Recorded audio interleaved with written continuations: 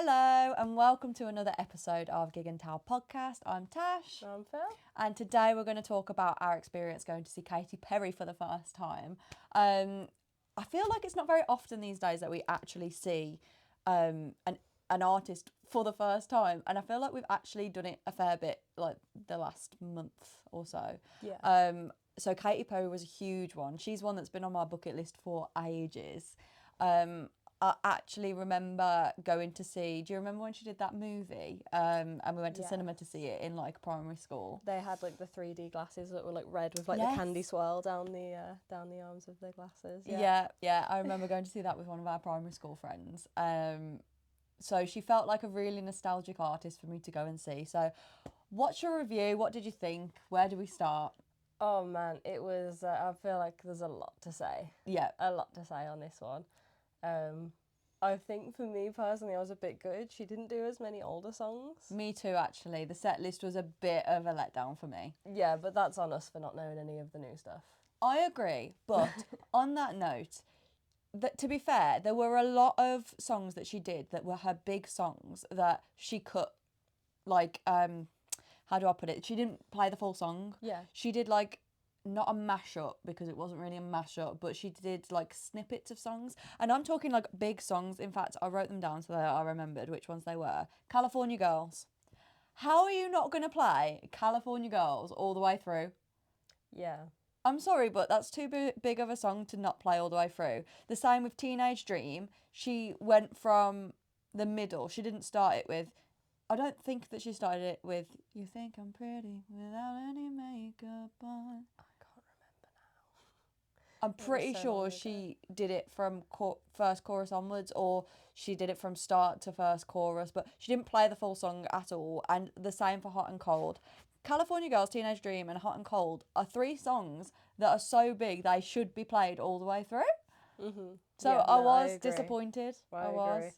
And it was a very long set. It was a long set, yeah. Very long set. The fact that we never ever do this. This is not something we do.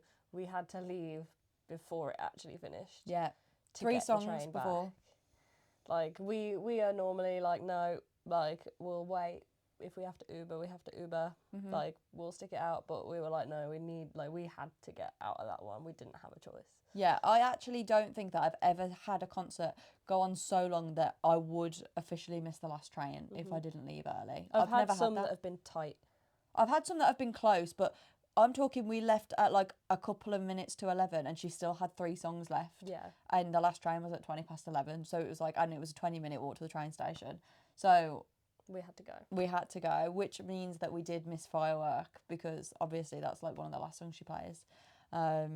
And I just feel like, how can you see Katy Perry without seeing Firework? It feels so wrong. Also on the note of set lists, I think that I said it in a podcast episode, that one of the songs that I was looking forward to seeing the most was Waking Up in Vegas. And she didn't play it. She didn't play it. I was fuming. I was really, really sad. Fuming's the wrong word. I was really sad about it. Yeah. It was a little bit gutting. Maybe I'm wrong, but I feel like that's also a big song that I would have expected her to play. Maybe it's one that she can't sing anymore. Maybe. Or she'd have to lower the key at least. Because I've seen people talking about that recently, about when they release a song when they're young and they're just making it big, and now they're older and they're like, oh, why did I make it in that key? Yeah, I imagine Justin Bieber probably feels that way. Yeah, so in terms of set list, I definitely would have never expected her to have cut the songs that she did down, and there was a couple that she didn't play that I would have liked to have seen, and quite a lot that she played off her newer albums that I didn't know so much. But I do also understand from an artist's point of view, like you're on stage for years and years and years and years, like I'm talking like decades, and she's played California Girls 1,000,001 times. I get it, but it was upsetting being the first time we saw her and not seeing those kind of things all the way through. Teenage Dream, I just don't understand how you can't play that from start to finish. Yeah. But that is another conversation that I've seen people have though as well, is about like the songs from early in your career that made you famous. Yeah. And it was, so when Emma Blackery was on tour with Busted and Wheatus, and she was talking about how she couldn't stand playing The Promise anymore because she was sick of it. She was like, I did this one song that blew up and now that's all everyone wants to hear, blah blah blah. And she was like, how do you deal with it with Teenage Dirtbag? Like, how can you still stand playing that song? And they were like, that song gave us everything. Like, we wouldn't have anything without that song. Yeah. And they were like, we were incredibly grateful. Yeah, that's a good point, actually. So it's two different ways of looking at things, isn't it? It's crazy how differently people look at things, but they're like, we wouldn't be anything without that song, so we kind of owe it to play that. That gives me like the same kind of vibes as like Zac Efron with High School Musical and like Demi with Camp Rock and stuff. It's like you have to love it because it's what got you where you are today. Yeah, definitely. But yeah, it's disappointing, but I get it. I do get it. The crowd. It was one of the first times that we've been in a pit for a concert that big at the front. Yeah, we don't normally pay that kind of price. It's very rare. Incredible tickets. I can't take the what is it? Credit. The credit. I can't take the credit for where we were stood because Philippa bought the tickets for my birthday. To be fair, I feel like I can't take the credit either. We were just talking about it at work and my manager just had a look to see if there were any there were any, because there hadn't been for ages, and at the moment she went on there was 2 on resale. Pure coincidence. Like on the actual resale, not the dodgy sites. We don't do the dodgy sites. We don't do the paying crazy over face value. Oh, when people tell me they buy from Viagogo, I'm like, don't support these scammers. Yeah, not the touts. Beat the touts. The official resale with AXS, and there was 2 standing tickets in that front pit, and I was like, bye. Yeah, so it was a really good spot to be, and we got some really good footage. If you wanted to see any of the footage, it's all over on one of our highlights on our Instagram. We got some really good footage of her, but the crowd that was directly around us, man, it wasn't the place to be. It was. I mean, I suppose it's the place to be if you've also drank a crazy amount all day. Maybe it is like, sober. Yeah. We were the only sober people in that pit, and I think we were next to a group of 14-year-olds, and I still think we were the only sober people in that pit. May I say though, on that note, it was really nice being in a crowd where there was still young people, like, because I feel like Katy Perry, I used to listen to when I was younger than them, and we're talking that we're like, what, 10, 15 years on from, actually more like probably 15, 20 years on from when we used to listen to that kind of stuff, and there's still people that are like 14, 15 going to her concerts. That's so cool. And they were there with their parents as well. And they were talking to this group of guys in front of us that were like off their faces drunk, swaying and falling into us before Katy Perry even came on. And then there was also guys paralytic next to us that I don't even think it was alcohol they were on. No, I'm not convinced. Yeah, they were in a bad way. Then someone passed out right at the front, and an ambulance had to come through. An ambulance? Paramedic. An ambulance. Just an ambulance ploughing through the crowd at the front. Sorry, yeah, the paramedics had to come through. Anyway, yeah, it wasn't the best crowd to be in terms of the fact that everyone was off their faces, falling into each other, absolutely no respect for anyone around them. And I mean, I'm all there for having a good time and having a dance and everything, but these people I'm talking, like, I'm trying to watch Katy Perry, and this man is off his face drunk, stood right in front of me, going like this, trying to dance with me, and I'm like, excuse me, I've come to see Katy Perry, not to come and see you standing right in front, blocking my whole view, dancing at me. Like, if you're dancing and have a good time, fine, but you're like trying to like it was more dance with like, people around you as well, not just me. It was like being in a club. Yeah, and I was like at a gig, which was very strange. We've all paid to see Katy Perry, and I feel like, well, not we all, I didn't technically buy, but everyone's there to watch Katy Perry, and it's like, well, watch Katy Perry then. So yeah, the crowd, interesting, very interesting, but I feel like it got better as we went through the evening. Yeah, people weren't going to get more drinks and stuff, so they were kind of sober enough as the show went on. Definitely. I feel, or like I think at one point the one guy that I don't think it was alcohol that he was on, I think he left for a little while, and then when he came back, he could actually like open his eyes. Yeah, he was literally like this But for the whole time he was there up until that very end, like Yeah. bit. Second. It was a wild crowd at Katy Perry. Not what I expected at all. No, not all Not what I what I expected. expected. I kind of expected people kind of our age up to sort of 30, 35. But there was people way younger and way older, and people, drunk people, I also happy feel people, like sad people, angry people. yeah, I All of was the above. expecting as well for it to be a bit more female dominated, but I Yes. actually there was definitely more girls, at least by us, than there were men, but there were a lot more men than I had anticipated. Yeah, actually, like those two guys that were in front of us, they didn't come with any girls. They came on their own. Yeah, no, they just fancy her. Yeah. I mean, that's not speculation. They said they it. said it. Yeah, and I mean, can you blame them? Like, did you see some of the footage we got? She's like in her 40s now, and she's still gorgeous. It is crazy. She's stunning. It is crazy that she still looks like that. One of the most important things to discuss about Katy Perry are the outfits and the sets. So where do we even start with that? Not as wild as America. Was it America that she was touring that was like bizarre? Yeah, this was still over the top, in my opinion. Oh yeah. But like she wasn't singing with a poo coming out of a toilet. No. Kind of bizarre. Like it was a little less drug fueled. Yeah. They were hallucinating when they were coming up with the production for the set. But what I haven't looked at is who was the stage director for her tour, because I need to know. It would be interesting. It would be interesting. And to be fair, no one's ever done anything like it before, and it got people talking. So that is true. I mean, even if it's just for PR, then you're doing well.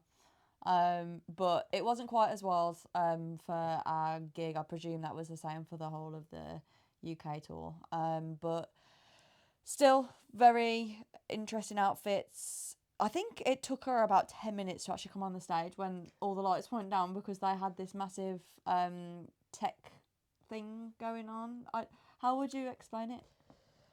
It was almost like a futuristic sci-fi film that they were trying to go for. Yes. Where something had happened and all the butterflies had been captured and she had to free the butterflies. It was like a video game kind of vibe, It maybe. reminded me of the Adventurous Adventures of One Direction. Okay. With like, you know, the little like Simon Cowell head that talks to them and tells them the missions they've got to go on. Yeah, that's it true, kind actually. of gave me that vibe. That higher power. Yeah. I like that. The sets were still wild. Again, there's snippets. I don't think I really got that much on camera because I was just watching it and trying to make sense of it while we were there. But there was definitely things that we filmed of it that are over on the socials. But I think that it was a lot more tame, but there was still a lot going on. Her outfits were 10/10. Like, she looked great in all of them, but they were all very weird. Yeah, and the time took to change those outfits. We probably would have seen the whole set if it wasn't for the outfit changes. Yeah, because she went off and on a lot to and she'd be gone for a long time, which I feel like that was when that person passed out, when it was like the waiting in between. I always feel like when there's like a slow moment or a moment where there's not really anything going on, that's when people start to go. Yeah, definitely. Like the adrenaline kind of wears off and then that's it. Game over. Yeah. So for me, I was a bit like, I'd rather have had less outfits and got to see the whole set before the last train. And maybe then they wouldn't have cut California Girls in half. Yeah, like I'd rather have had the full songs than the outfit changes. But the outfits were cool. Yeah. I've never seen a show like it. I've got to say. No, completely unique. They had like big cages on the stage and all sorts, and she was she did a bit of what Pink was doing. What do you call it? Oh, like acrobatics. Yes, I was thinking aerobics, and I was like, it's not aerobics. Close. It's just a different A word. Yeah. And she was like doing like twirls and running around on like the string, or what? It's not string, but you know, The string. but she was like this in the crowd on the on the ropes. Not on ropes, but you know, with her butterfly wings. harness. Yeah. Harness, yeah, on her harness, running around in the air. So blonde. Yeah. Which was very interesting to see because I'd seen a lot of footage from like Pink doing that, but I've never actually seen anyone do that live, which was very cool, very interesting to watch. And I think that was one of the last things we saw before we left, was her doing Raw in the butterfly costume. Flying around on a butterfly, on the on butterfly. the butterfly. Yeah, that's what happened. Yeah, well, I think that was just before we left. And it was very interesting because we didn't really know what to expect because there'd been so many people that had seen her on the shows before that had been like, oh, like, she can't sing, she's really crap. And we were a bit like, oh, what are we about to watch? Yeah, actually, that's a good point. And I wouldn't say she can't sing. I would say she didn't sing. Yeah, much. When she did sing, she sounded amazing, I thought. Yeah, but there was a lot of times where it was more of the acting and the dancing than the singing. Yeah. Right, like, whereas most people we see, it's all singing and there's less theatrics. Show. Yeah, less theatrics, that's a good way of putting it. So I was like, I think she's a good singer. I think she can sing live. But because she was focusing so much on, like, fighting the weird alien robots, I definitely just hit the microphone. But she was focusing so hard on fighting the weird alien robots that it was almost like she couldn't do both. Yeah. At the same time, she needed to pick what she was doing at any point. That is true, actually. When she did sing, it was great, but there was a lot of the times where she wasn't singing, and there was definitely a backing track for it. 100%. Oh, there was a backing track for sure. Which I'm not bashing. I'm just saying that was a thing. Yeah. And when you're speaking about fighting robots and stuff, when I talk about the not extras, but the dancers and stuff that are on the stage, they were so good. Dancers always amaze me because they move in ways that I could just never imagine. They're so flexible. They were really all in time, and there was loads of them. There was dozens of them, and they were all in time with each other. They knew exactly what they were doing at every given moment. And I know that that's the point when you have a production that big, but it still always blows my mind, actually, how much effort and time they put into perfecting it. The dancers were amazing. You know what's kind of scary about those kind of things now, though, is because it all circulates so much on the internet. There's so many videos and stuff out there. I don't know if you saw recently, there was a video of one of Sabrina Carpenter's shows. Someone had gone dressed in the same outfit as the dancers, and they somehow managed to get on the stage and were like, they kind of knew the choreography enough to try and blend in, but you could see on Sabrina's face, she was like looking at security like, oh my God, I need to see this video. Part of my team, like, because on this video that this person got, you can see them like crouching behind the amps and stuff, and then they go and join in, and Sabrina's like, who the hell are you? Yeah, but she can't say anything. She gets on with the show. But yeah, that was. Like, I need to see the footage of that, because like you can do that now. You can watch the first show and you know that it's going to be the same outfits and stuff the whole tour, and you can dress the same. People do that.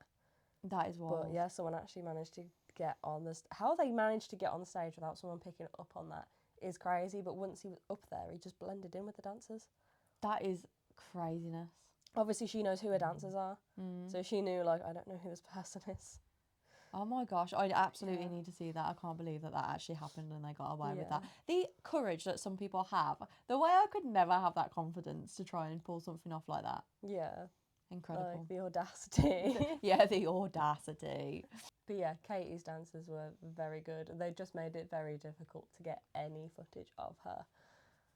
Yes, because they were in the way.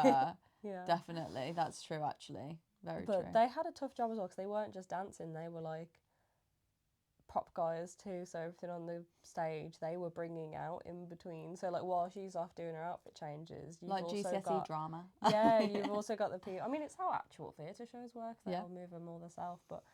Like, yeah, it was a bit... They had a tough job for such a long set with no, like, intermission. Yeah. Because you think she's just doing the outfit change. They've got to move everything and do an outfit change. Yeah. definitely. And to go along with all her weird outfit changes, she was a weirdo in the best way. She was so weird but so funny. She was so entertaining. Oh, the things she said. Honestly, I can't even say any examples because I can't remember, but I remember her being hilarious. Yeah, I think we exchanged a lot of looks at each other throughout where we were like, is she okay? Yeah, legit. Is What she did okay? she take before coming on stage? She literally sounds so, I think the ditzy might be the word Yeah. to use all the time, but like, There's a bit of a screw loose. yeah, kind of but vibe. in such a good way. Like, I loved her. I absolutely loved her. And I've never kept up with Katy Perry as a person. To be honest, even her music over the more recent years, I haven't. But nostalgically, like, I just listened to her music. Mm-hmm. But actually watching her, like, I have such love for her now as a person because of watching her, that I just thought she was so lovely and such a weirdo, but she was just herself, and I really liked that. I'd really like to re-watch the documentary that we went to see on her, because I remember that being about her life, but the only thing I can remember was that she was married to Russell Brand at one point. That's the only part of it I remember. I don't remember anything else from it. The only part I remember is I'm sure they had a part where like she's performing on stage and then there's loads of confetti, and I remember us in our 3D glasses and I was watching the confetti come down, and that is all I can picture. Like, that's all I remember. And that is the difference between us two. Yeah. Pretty confetti. Pretty confetti. I am a sucker for confetti. Whenever anyone has it at a concert, I'm like... my memories box is full of confetti and I don't know what's from what anymore. As soon as we came back from Slam Dunk and they Neck Deep had confetti come down after stage, immediately my background on my phone was the confetti at Slam Dunk. I just have an obsession. That was a different kind of vibe, though. It was incredible. I don't know why the confetti with Neck Deep hit so different. I know. But it did. It really did. Maybe it was like the outdoor, the field, the sun, we were having such a great day. Yeah, maybe. So, partway through the set, she got people on stage. Do you remember? She picked random people in the crowd. And may I say, I feel like whenever artists do that, they always pick people from the front to do it. She literally was looking out into the crowd, looking for the best costume she could see. And like one was like a shark. And it was like a full-blown shark costume. Was it a costume or was it like a onesie? I want to say maybe it was a onesie. Yeah, I think it was a onesie. And she was looking for like the most outrageous outfits to try and pick them out on stage. And I'm talking people like up in the nosebleed she was like bringing down. Yeah, like up in the far. Like, I don't think she picked anyone out from the front. Maybe not at Birmingham. One from the floor. There was one from the floor. Yeah. Maybe she went for like 3 different areas. Yeah, maybe.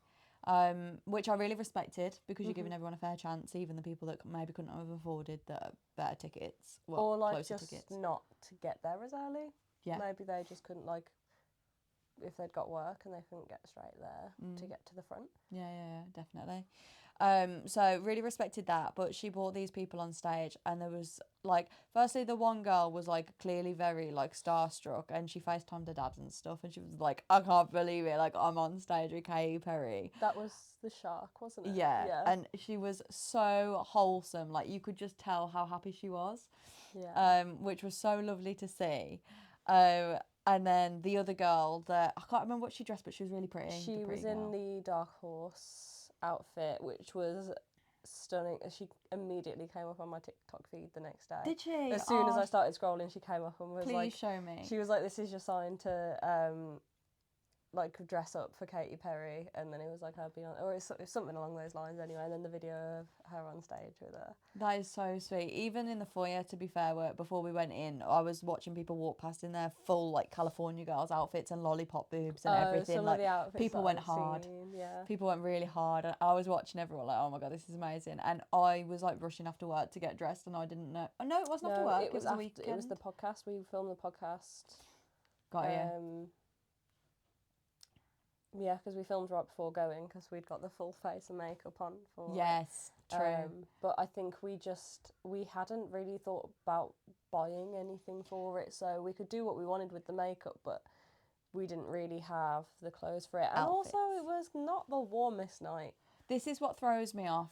To be fair, it's warmer now, a month later. Yeah. Then it was a really cold night for Katy Perry. It was freezing. And yeah, usually if we had something as big as Katy Perry, like for example Taylor Swift or Harry Styles, like we went hard trying to find outfits and stuff for it, but I don't know why. I think Katy Perry came around so fast. I was just like, it's here, and I just haven't Yeah. even thought about what I'm gonna wear for it. Which was a shame because everyone made It came such an around effort. fast because it was a birthday present, so you literally had what, like a month, Yeah, true. a Actually, few true. weeks. Yeah. When was it? I can't remember when it was. Was it September or Yeah, October? I think it was like. Oh, actually, I'm not sure. I think it was. I think it was October. Anyway, it was about a month that I had, but I didn't even think about it.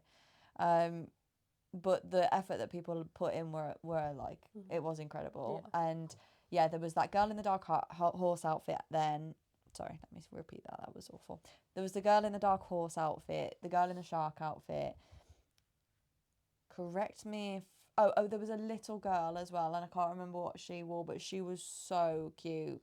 So I think And a boy. she picked the lad, and then he wanted to bring his sister. Oh, yes. So that was his sister. She wanted to be like a scientist or something. Yeah. So cute. And Katie was like talking to her, and she was like, "Oh, so you don't want to be like a rock star?" And she was like, "No." No. She said it like with the most deadpan face. She was like, no. And her brother was so funny. He was hilarious. He was very funny. He had so much energy. He was flossing on stage. He was cheeky. He was cheeky. What did he stop at? She was like, okay, everyone get off my stage now, kind of thing. And then she was like, thank you so much for having me. Goodbye. Like, nice to meet you. And then he was like, wait, Katie. And what did he do? Can I do a dance? Can I do a dance? Yeah. He danced for like minutes and minutes. Just kept going. Mostly with the same moves. And then it started off all right, and I was quite impressed. And then he started running out of things to do. Yeah, it just kept going. Yeah. And then she was like, "All right, get off on stage." And she performed a song with them on stage as well, and he was like panicking, and she got everyone to sit down because she was like, "Oh, these people are gonna like pass out on stage with me," which is so funny because it was him that looked like he was about to hyperventilate. And then, he was the most confident on the stage. It was bizarre. But, eventually Katie just said to him, thank you, get off my stage. And it was really funny. But that was a nice segment for her to get people up there, I thought. Yeah, it was very nice with that kid as well, because when she was like, oh, what do you want to be when you grow up? And he was like an entrepreneur. And the whole time, like, he was just being so cheeky and just asking for anything he wanted. And she was like, you're going to go far with that attitude. You can do whatever you want to do, mate. Yeah, and she was like, what is it exactly you want to be an entrepreneur of? And he was like, I don't know. And she was like, oh, okay. He'll figure it out. It's okay. He's got time. You could do anything. You'll be fine. Yeah, he could. It was good. So what would you say your highlight was of the show? Oh, God, you're asking me now. It was like a month ago. Okay, well, I'm going to start then while you think. Yeah, you go. Part of Me, when they played Part of Me, when she played Part of Me, that was one that I was really, really looking forward to, and one that felt really, really nostalgic, but really hard-hitting for me. I feel like that's one that I really liked the most, that was a bit more of an emotional one, because I felt like most Katy Perry was just like light-hearted silliness, like I Kissed a Girl and stuff was like, I loved it, but it was just like to dance to. We made so many dances up as kids to Katy Perry songs. So many dances. Hot and Cold specifically was like one of our favourites. We did a dance. We did a dance competition. Do you remember? Yeah. In primary school with a few of our friends, and we danced to Hot and Cold by Katy. And we got in trouble for it as well, because she says bitch in it. That's funny. That's funny. I don't remember that. They were like, "Can we not do songs with swearing in?" So we went through the next round, and we did Avril Lavigne Girlfriend, where she says "mother princess." Yeah, I'm pretty sure that the CD that I had did blur was it like, out. Hell yeah, I'm the mother princess. Yeah, it like blurred it. It did like a thing. Yeah. But yeah, seeing Part of Me, because it was the one song of Katy Perry's that felt like it hit hard, like it hit home a little bit more, like it was a bit more personal. I remember we used to watch, again, I'm going to bring it up, Music on Demand, and and Katy Perry with her like army outfit on and stuff. I felt really attached to that song. So when we saw that one live and I was singing it to you, that felt like a real highlight to me. But I will say there was a lot of times in the set where, you know how usually you'll go to a concert and they'll play the songs as the songs are. Mm-hmm. She had a lot of like remixes. So, you know, when you go to a club and it'll be like, they'll be singing, and then right before the chorus, you're about to start singing the chorus, and then they'll remix it so the chorus doesn't actually start, and it will like be like some sort of beat in between. That's not my kind of thing. I like to just sing the song and get on with it. So there was literally one part where I started filming Me and You, and they were about to sing like, "This is the part of me." And like I started filming us, and I went, "This is," and then it literally like whatever they did, they decided to go, vroom, and then it like played some dancey bit, and I was like, "This is embarrassing." I just started filming us, and I feel like I didn't film any of us. We filmed a lot of Katy, whereas usually we'll film a lot of ourselves. But I feel like we didn't really do that at this, and this is the one time I pulled my camera out to film us. Yeah. And it did me dirty, which I did, and she did that through quite a lot of the songs, I feel. But yeah, Part of Me was definitely a highlight of mine. Yeah.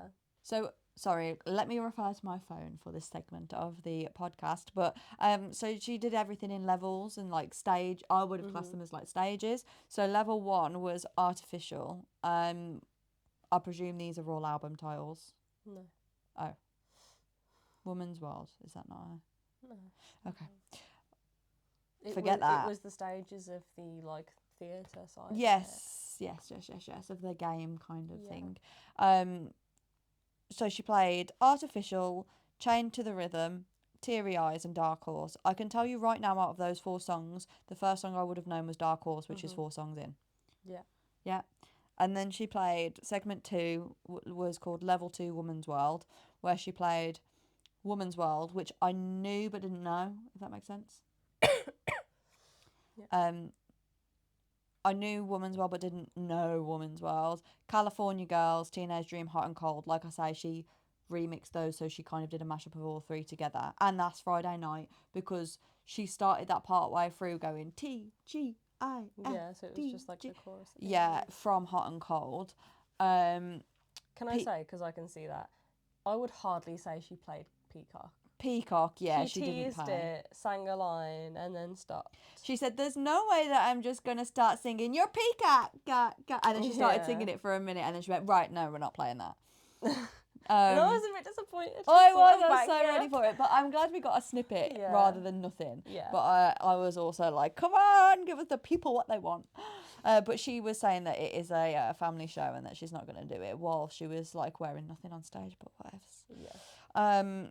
So Woman's World I knew but didn't know all properly. California Girls obviously knew. Teenage Dream obviously knew. Hot and Cold knew. Last Friday Night I knew. Peacock we knew, even though she didn't play most of it. And I Kissed a Girl. So that's probably the best section. That is the best section for me, definitely. That was the 2 albums that I had. Yeah, that is what I would have gone to see Katy Perry for. That segment. Yeah. Level 3 was called Nirvana, where she played Nirvana, which I'd not heard before, but I remember really liking that one. I think it was a little bit slower, but I liked it. Crush, I'm His, He's Mine, and Wide Awake. Again, from that segment, I only know Wide Awake, but very good. I was a bit shocked by Wide Awake. Like, I know it's the album title, but I feel like I don't really remember that one being big. Yeah. You know what I mean? That one was never like played out anywhere or. True. Enjoyed it though, because I do like that song. I like that one. Level 3.5 was called Choose Your Own Adventure. So they had like a spin the wheel, vote QR kind of thing. Code that you could vote on, but I mean, the one issue with that is like whoever has signal in an arena. We had I none. never do. We couldn't vote. We could not vote. I don't think it would have made any difference because it was all voting for a specific album, which was an album that I hadn't listened to. Yeah, definitely. So it didn't make any difference for me anyway. I wouldn't have known any of the songs on there other than Unconditionally. Yeah.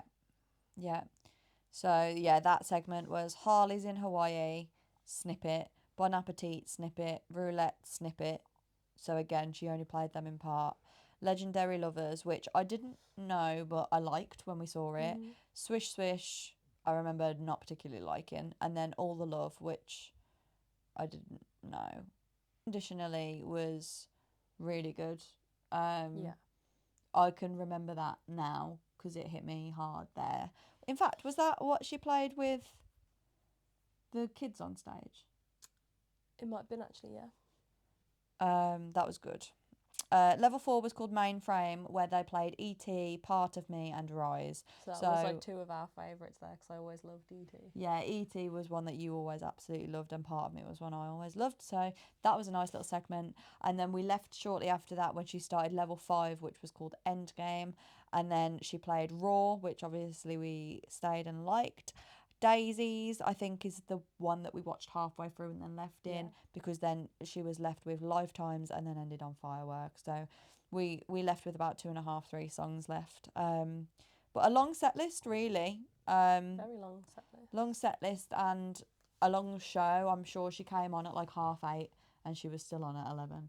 Yeah. So, but like you say, there was a lot of outfit changes and costume and set and everything to move around. So there was a lot of bits in between, but they did fill it with like entertainment on the screen and stuff in between. It's not like she just left for ages with us all just stood around talking, because she did have like the segments of the like video game kind of thing on the stage. But it was good, very good. I'm glad that we've seen her. I've definitely like ticked that box now. Like, I'm happy that I've seen her. Don't feel like either way about seeing her again. But yeah, I'm glad that we had that experience. If she did a tour that was specifically going to be like A throwback tour, yeah. If she did like an album anniversary tour of one of the ones that we really loved, then Yeah. absolutely I would be there. But I don't think I would go again for, like, I haven't listened to her music since those 2 albums really, other than the odd single. I would say after 2012, 2013. Yeah, you lose me. I think after Raw, was probably the last one that I really liked. Yeah, because then when it started to go into like the Dark Horse era, she kind of lost me. That's not my kind of, that like electronic music. It's not really what I'm into. It's like I like it to be instruments. I like That's it fair. to be belters. Like, she kind of started to lose me there. And maybe I just got a bit older as well. She was an artist that we listened to as kids, so I think no matter who you listen to when you're 8 years old, when you get to 14, you start to be like, oh, You grow out of like, it. that's cringy, I'm not listening to that, and then you hit 20 and you're like, no, I'm listening to that again. Yeah, it does depend though, because Avril Lavigne, she's stuck with me all the way through, but she was very cool. Yeah, she was never a cringy one to look back on and be No. like, oh, I can't believe I used to listen to that. Yeah, definitely. Whereas Katy Perry kind of was. Yeah, true. But she was very good, and I would highly recommend it. She was very good, and I would highly recommend seeing her if you haven't already. Definitely worth going. So thank you very much for buying me the tickets, because we had a blast. I know how desperately you want. You were so gutted. Literally every day after the tickets sold out, I was like, I can't believe that. Because we didn't even see any of the announcements or anything, and then we just saw like all these sold out signs. We were like, when was this announced? We completely missed that. So we'd completely missed out on the tickets. Didn't want to pay tout prices because we want to beat the touts. Yep. So yeah, we didn't get any, but they just happened to come on the official resale at face value, and I was like, mine. Yeah. That's for me. Yeah, legit. So I'm very glad that happened, and I'm very glad that you guys decided to randomly look that day at work, because definitely worth going. And we had a really good time. Yeah. So, but I think that just about covers everything for this episode. I feel like we really, really delved into everything from that show that we could possibly think of. So there was a lot to say. Katy Perry. It was easily a full episode for Katy Perry. Yeah, definitely. That was not hard to fill time with at all. So yeah, I feel like we're going to wrap that up there now. So thank you very much for watching another episode again, and we will see you next Thursday with another episode. Yeah. Bye.